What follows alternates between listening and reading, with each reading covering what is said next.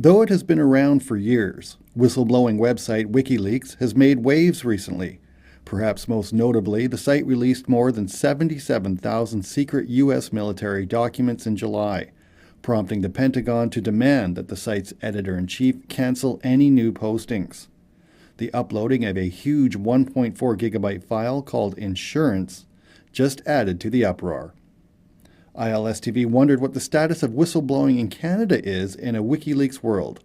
We spoke to David Hutton, Executive Director of FAIR, or Federal Accountability Initiative for Reform, to find out. Well, it's the status is rather sadly bad.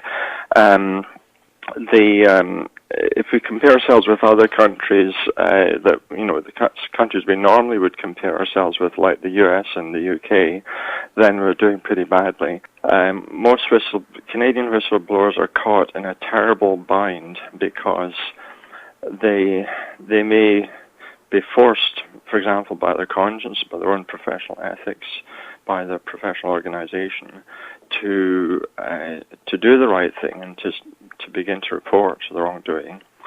But the mechanisms that should be there to protect them simply don't exist or don't work.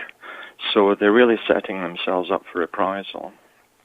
Now, in spite of this, and in spite of being very much aware of this, many people still do come forward, and they often call us at some point in the process. And I have to say that it's very, very rare for anyone to prevail.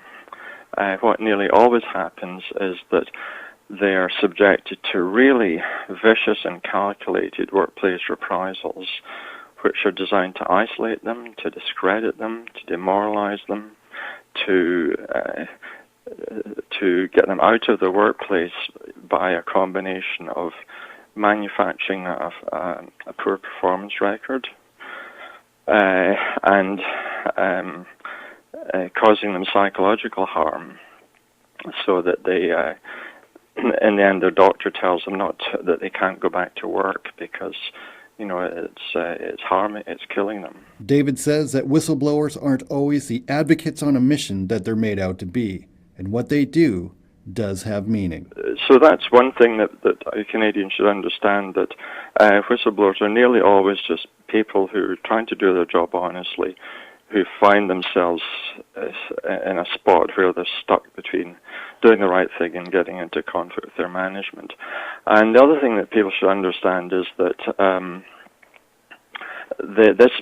this behavior, this honest behavior, is very important to all of us, because research has shown that when it comes to detecting and exposing white-collar crime, that whistleblowers are the most effective source of information, even more important than management controls such as internal audit and so on.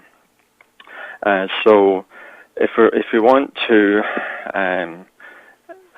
crack down on unethical behavior or even crime, or even just massive incompetence and waste in the federal public service or anywhere, then one of the first things you ought to do is make sure that you really do a good job of protecting whistleblowers, because they're by far your best source of information. And it's also a very inexpensive way of combating corruption, whereas most of the anti-corruption measures that people would consider are quite expensive, policing and audit and all the management controls you have to put in place.